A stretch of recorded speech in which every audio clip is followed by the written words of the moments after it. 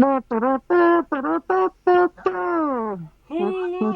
wherever it should remember since the rest of the anime has surgery to remain and see to make some amazing. Today we got the tonight reviews, we got the wrestling report, and whatever else we can fit into 30 minutes or about less than an hour. You're at any of the day 11 o'clock hour trade to read man and Steve the bags of vaccine. Welcome to the show. I'm Jaded Steve. Hi, how are you? Good. Now let's do it.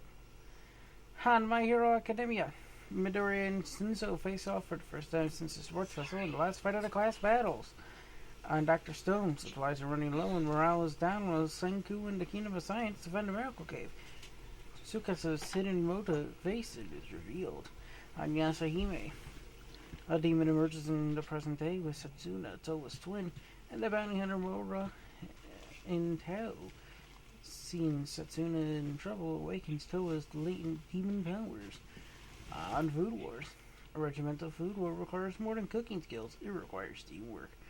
But how can the rebels train and succeed when they're not allowed to talk to one another? On Black Clover, the newly trained magic knights spring into action to save exploited villagers in a Spade Kingdom fortress as it approaches the Heart Kingdom border. On the British Shippuden, after the end of the Third Great Ninja War, the Leaf Village is divided over who should become the next Hokage. On Attack on Titan, 2 years ago, Paradise welcomed their first visitor, who was surprised they wanted their own. Training their health will be critical in a three-part plan to protect Paradise. And Dragon Ball Super, Urine shrugs off even the strongest individual attacks. However, Kenta combines strength to Goku Vegeta's Nintendo against his immense power. And that is your DW review, and it'll stay for the rest of the show.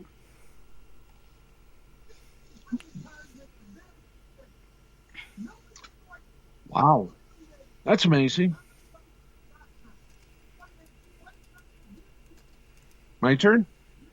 Yes. Mm-hmm. Okay. Got some news, anime news for you. On Wednesday, the folks at Crunchyroll and Adult Swim revealed a lot of new information for fans waiting on the original anime series Blade Runner Black Lotus, which sent fans into a frenzy.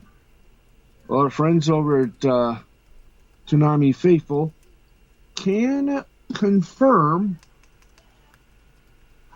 that a cast list for both the English and Japanese actors, how many episodes the series will be, and when fans get a first look at the project, culminating on July 23rd of this year. And it says, Blade Runner Black Lotus cast list revealed, plus the series is confirmed to be 13 episodes long. On July 23rd, fans will be treated to a first look at the anime via Comic-Con's Comic-Con at Home virtual event. Hopefully a premiere date is coming soon. So, do we have everything? Yes, we do. Yes, we do, including some of the cast members. So, here we go. Fans now know how long the anime will be, as was confirmed to be a 13-episode project. This new information should give fans a lot to look forward to when the anime debuts on Toonami, especially with Fena, Pirate Princess, soon to be making a premiere on the iconic block. The two companies also released the English and Japanese cast for Blade Runner Black Lotus, which includes the following: Jessica Henwick, English dub; Arisa Shida, Japanese dub; L, a female replicant created for a secret and unknown purpose; Will Young Lee, English dub; Shinshu Fuji plays Joseph, a mysterious figure who owns a spare parts junkyard in Los Angeles. Fred Sanford, sorry. Samira Wiley, English dub; Takako Honda, I'm going to get these right, plays Alani Davis, a fresh LAPD recruit. Brian Cox and Takaya Hashi plays Neander Wallace Sr., founder and CEO of the Wallace Corporation. Wes Bentley, English dub. Takahito Koyasu plays Neander Wallace Jr., a brilliant scientist working for his father. Josh Duhamel, English. Tatian Kushinaki plays Marlowe, a deadly Blade Runner. Peyton List, English dub. Yashikio Sakabara plays Josephine Grant, the wife of the police chief. Stephen Root, English dub. Hochu Otsuka plays Earl Grant, police chief of the LAPD. Barkhad Abdi, English dub. Takayuki Kinba plays Doc Badger, a black market dealer. Greg Hendry, English dub. Masain Tsukiyama, Japanese dub. Senator Bannister, a politician with strong feelings on replicant production. Henry Cisnerny and Yakio Najimi plays Dr. M, a brilliant doctor and a professor of medicine. Jason Spizak and Kazuki Yao plays Hooper, a journalist in the pocket of the Wallace Corporation. So you're probably asking, when will fans be able to get a first look? That'll happen this month, July 23rd at Comic-Con at Home, a virtual event. A panel will be held at 8 p.m. Eastern. It'll feature directors Shinji Aramaka and Kenji Kamiyama, executive producer Joseph Chow, voice director Wes Gleason, voice actress Jessica Henwick, who plays Elle, and co-creator of Toonami, Jason DeMarco. So if you want to know what to expect with Blade Runner Black Lotus, this panel is a must-see. You can check it on their YouTube page. And by the way, cast list came from an Anime News Network article. There you go. So, well, that's really greasing the good wheels, as I say, in the world of Toonami. And speaking of which, what about this week from Toonami? Really? Well, if you want to know what happened this week in Toonami, all you got to do is go to ToonamiFaithful.com. And they got a whole list of things that have been going on. And next week, we'll even bring you some stuff. So join us for that little addition. All right, let's give you some wrestling news. And as a matter of fact, we're going to give you more than wrestling news. We're going to give you another little bit of fun. Some more headlines here. Tony Khan made headlines again. So it's the fact that, okay, on the latest episode of the AEW Unrestricted podcast, Aubrey Edwards and Tony Schiavone sat down with former BTE champion Charlie Ramone. Ramone primarily serves in a behind-the-scenes role in AEW as well, and he explained his job responsibilities in AEW. Quote, "I actually have a job title. I try to do absolutely everything I can," Ramone noted. "I'm a special projects manager. I do cinematic matches, anything that happens outside the ring. That's essentially what I'm in charge of. So doing all the coordination with that and helping everything run smoothly. So getting guests in, helping them set up everything, getting locations locked down, that type of stuff is what I do.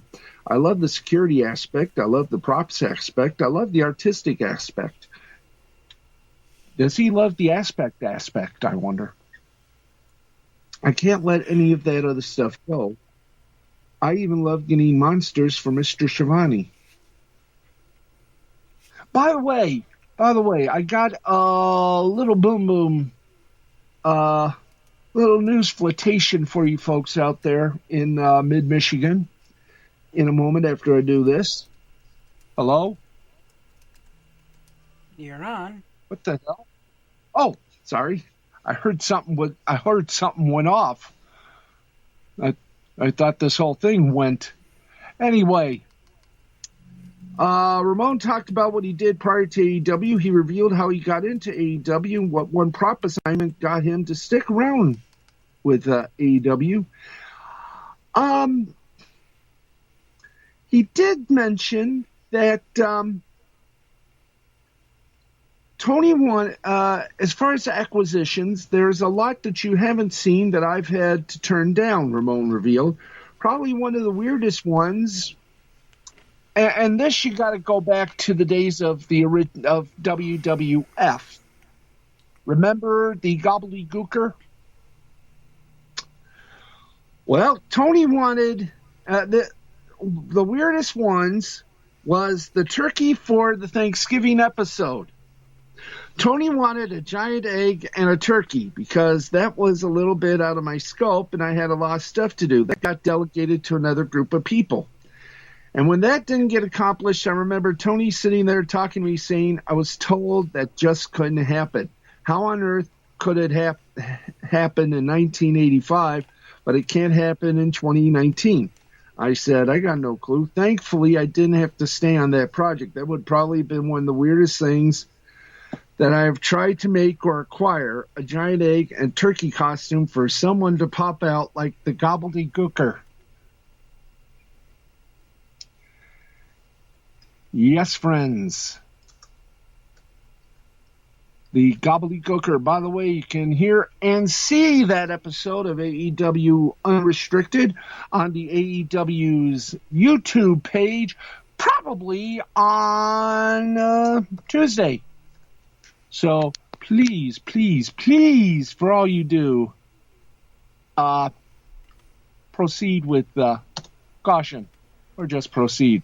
But we got a little something here, and if you'll forgive me, I will try to bring it to you. Talk amongst yourselves for a little bit. Let me see if I can make it materialize. I think this is it. Better be. Let's see. Okay. Thank you very much, oh wise and wonderful Gmail.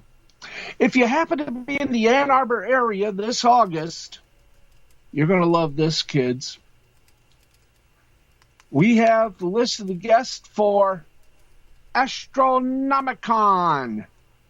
And if the names sound familiar, they should be. It's going to be held August 20th through 22nd at the Sheraton Ann Arbor in the beautiful city of Ann Arbor, Michigan, 3200 Boardwalk Drive, Ann Arbor, Michigan. So who are the guests? Well, I'm glad you asked. Corey Taylor, musician, actor, author, Slipknot, appearing Saturday and Sunday. No selfies at table, professional photo ops only. That's very nice.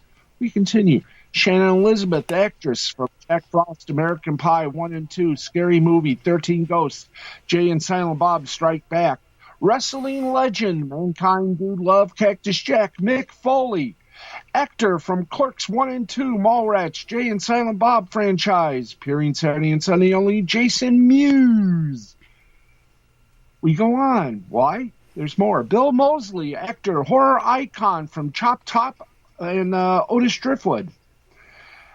And here are some of the wrestling stars that will be making an appearance and others. Here we go from AEW, Darby Allin. Hall of Famer Mickie James from AEW, Tay Conti. Both Tay and Darby will be appearing Saturday and Sunday only. Horror icon who played Jason Voorhees and Victor Crowley, Kane Hodder. Spencer Karnas of Ice Nine Kills will also be a part of it. Chris Owens, actor from Major Payne, Angus, American Pie 1 and 2, Raid Rumble, The Mist. And from AEW, Mr. Magnetism himself, Tony Schiavone, will also be making an appearance along with Sammy Guevara, Charlie Ramone, Ming Chen, Twisted, Michael Berryman, and Dirk Manning, Blaze, and a few other folks, as they say, too numerous to mention. They did invite Luchasaurus and Marco Stunt, but they were unable to attend due to unavoidable scheduling conflicts. So there you go. Tony Schiavone, one of the folks that will be a part of that. has a autobiography coming out that folks you might like because it's illustrated autobiography. It is called Butts in the Seat. That's right. But they'll be there Saturday and Sunday doing a Butts in the Seat panel over the weekend and a few other things. So there you go on that. So I just thought I'd make mention of that. So once again, if you want to be a part of that, just thought I'd make mention. But it's going to be fun in the Ann Arbor area in Augusto. So there you go, folks. There you go. Astronomicon is called. It was in the Detroit area the last time, but they moved it over to Ann Arbor. Now, if they were even more nicer, they would have moved it over to Lansing. But as they say, you get what you get, and when you get. But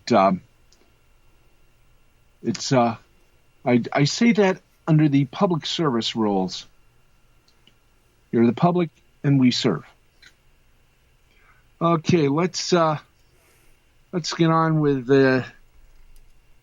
this, and I've already done the Tony thing, the Tony Khan thing. Oh yeah. Impact Wrestling is ready to move again. No, not networks, though it might help them. There have been talks of possibly moving Impact TV tapings to Las Vegas later this year, according to Dave Meltzer in the Wrestling Observer newsletter. Please remember, if it's Dave Meltzer, take it with a grain of salt. Impact has used Sam's Town Hotel and Gaming Hall in Vegas for various tapings in recent years. Attendance has never been confirmed, but Ring of Honor reportedly drew 800 fans to their Death Before Dishonor pay-per-view in the venue.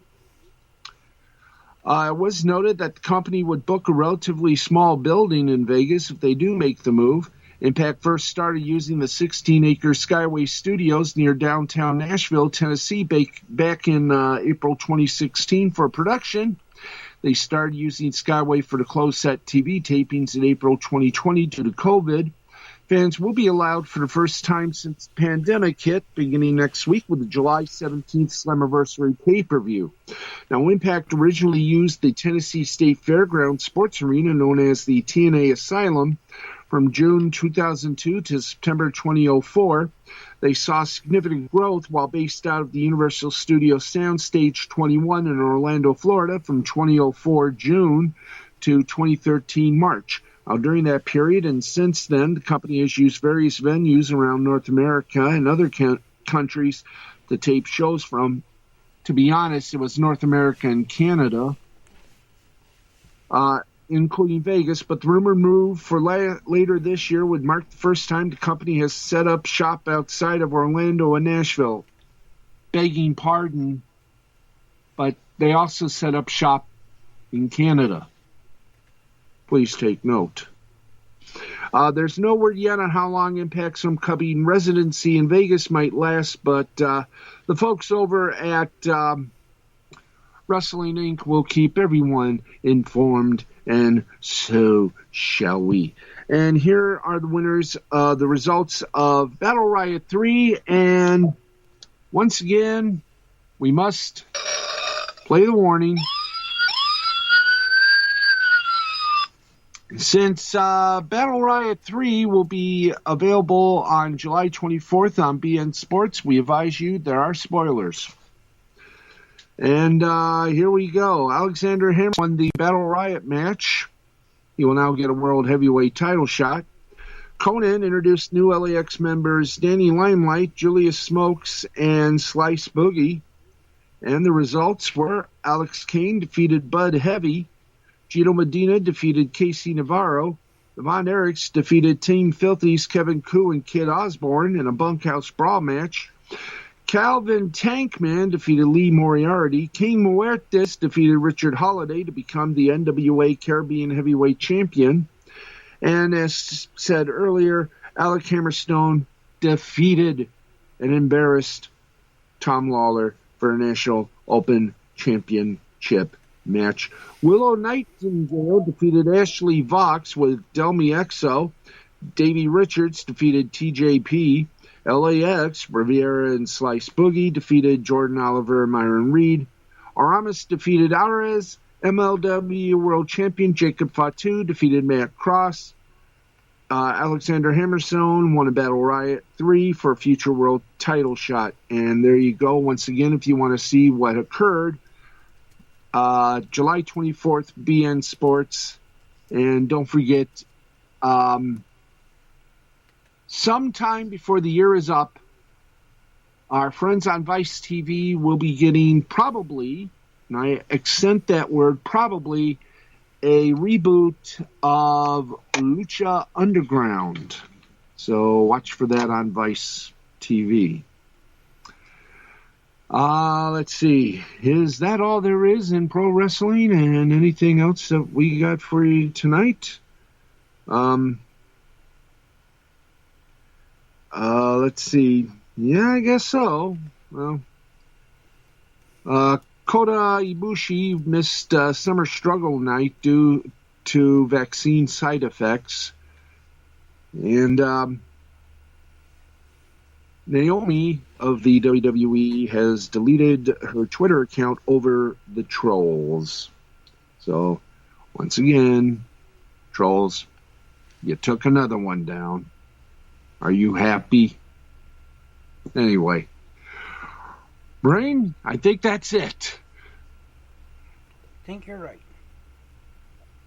Yes. And until then, he's the Brain, I'm the Baxman. That's been a presentation of Brainwave Entertainment in association with Mystified Creativity Productions and Spreaker.com, powered by iHeartMedia. We'll see you next week.